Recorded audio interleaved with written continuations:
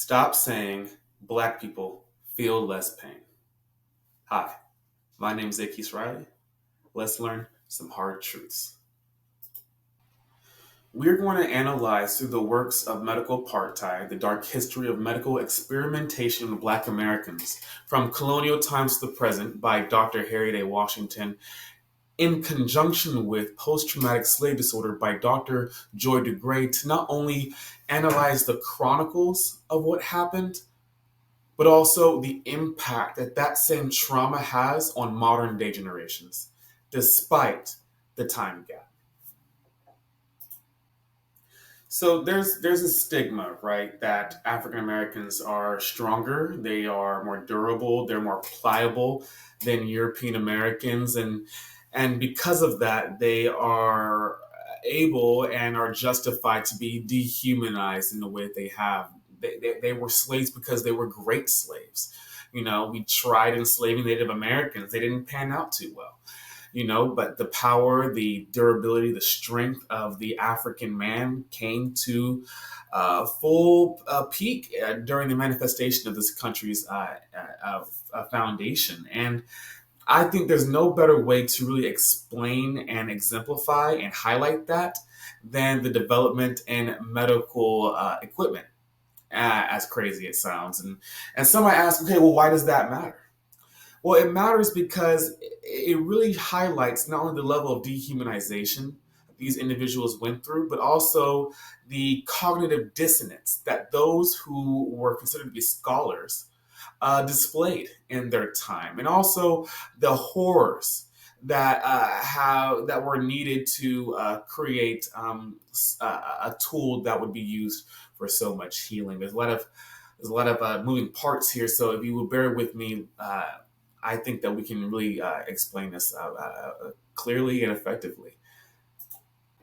And so I think it's critical to really bring up James Marion Sims. He is the father of modern day gynecology. He developed the vaginal speculum. Women, I'm sure you guys understand what a vaginal speculum is for men. The vaginal speculum is a device that is used to open up the vagina. In fact, this is a picture of one. And so he was known as one of the wealthiest men in his day, one of the wealthiest physicians at that time to ever amount as much wealth as he did. But it is very important to highlight, and I think this should be one of the main pillars of this argument, is highlight his actions and compare it to how he's remembered. And so when we think of James Marion Sims, we think of the beginning of gynecology with the beginning of the vaginal speculum that has been used to heal and save the lives of many women. Uh, but I think it's interesting not to forget the facts of the case, the history, and how he was actually able to create such a device.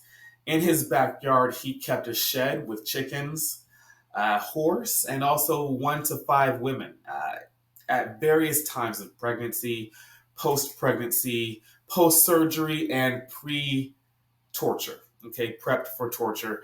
And he would take these women and he would buggy them up and he would take them to different colleges and he would experiment on them live in front of audiences, opening up their vagina, analyzing their internal organs, their personal organs, and really exhibiting it to a wide array of men. It was disgusting, and his way of thinking really highlighted the idea and the minds of scholars of that day. We see here a picture, a screenshot of Dr. Joy DeGray's uh, slides that she had during a presentation at Harvard. She really captured the essence of the time with this quote. He said that slave women were able to bear great pain because of their race. Because of their race. Their race made them more durable. They were stronger. They could take it. And thus they were well suited. They were perfect. They were great subjects. For painful, he acknowledged the torment. He acknowledged the damage of painful medical experimentation. Mind you, Miss Dr. Sims did not use any anesthesia. He did not use any alcohol. He did not use any kind of um, medicine to aid in the pain and the healing process. He would simply, if a slave simply died because of an infection that he caused, he would simply have the others bury her and replace her within the month.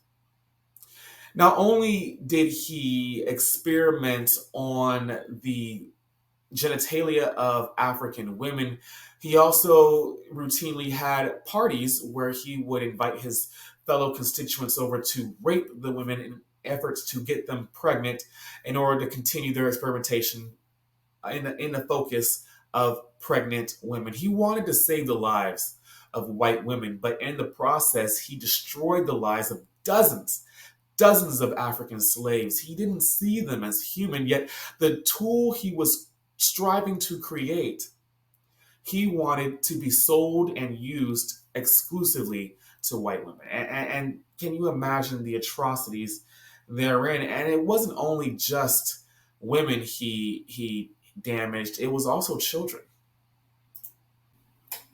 You see those children that those women would be forced to bear. He didn't want to let them go to waste either. Waste not. He would say he would then develop a taste for success, if you would, as any successful person does. He wanted to recreate that explosive engineering of the vaginal speculum to try to save young children. He was trying to cure neonatal tetanus, a respiratory disease, and he would attribute that disease to the malfunctions, the malfeasance, if you would, of the child's parents, and would attribute skull deformities as the purpose and the source of this ailment. And in an attempt to revolutionize medicine for the treatment of that ailment, he took a shoemaker's awl, a tool that he would use to make shoes. It has a nice long tip at the very end, and he would stab that into the heads of children in an attempt to realign their skulls and wonder why they would die immediately. This is look it up. This is a real thing. He attributed the fact that they weren't really children as justification for their purpose of being experiment subjects. It's disgusting.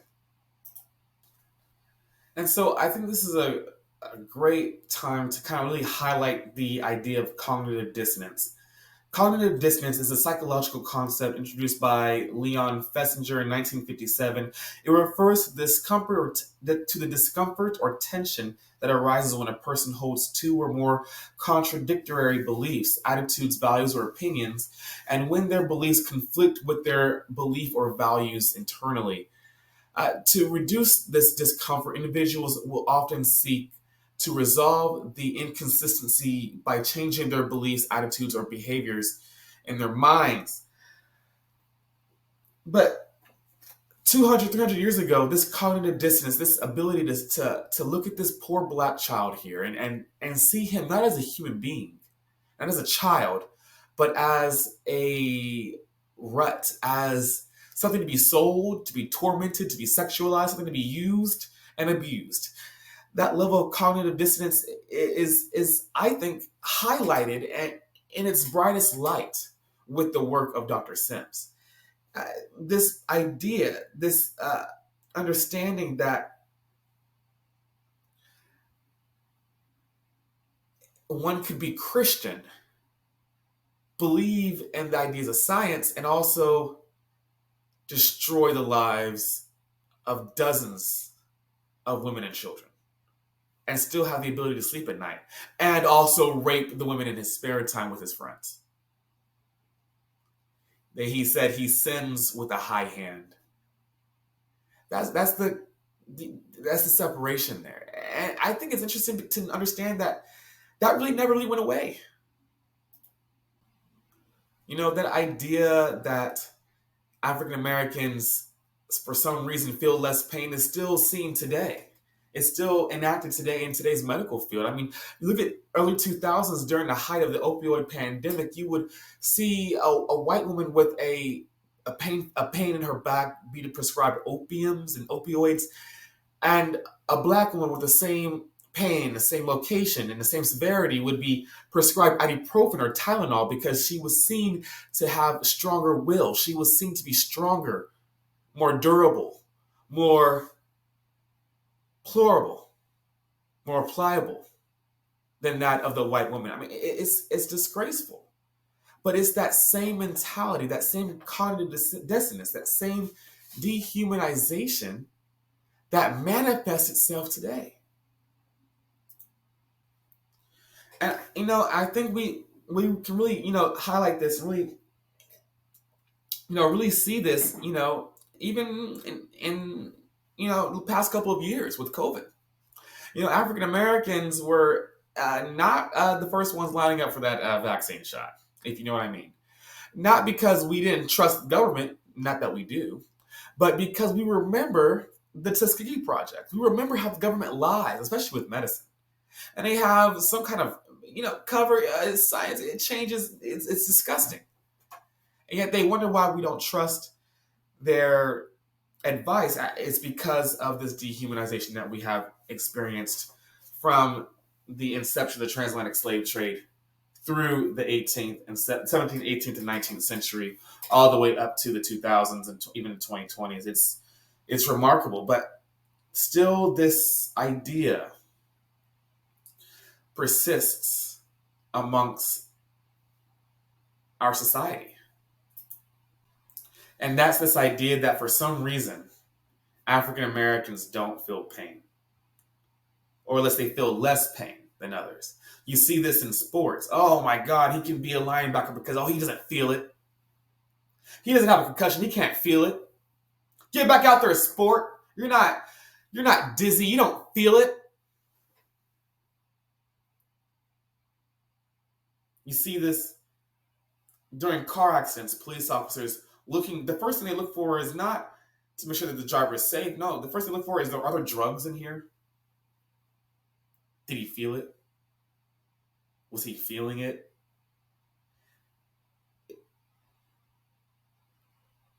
It all stems from the root of cognitive dissonance embedded in dehumanization. But we can stop it. We can end it by being a voice for the voiceless, by never letting those forget the atrocities that our people have gone through, by healing our post-traumatic slave syndrome, by healing our intergenerational trauma, by communicating, by expressing how we feel. That's how we heal. But the first step is to stop saying Black people feel less pain.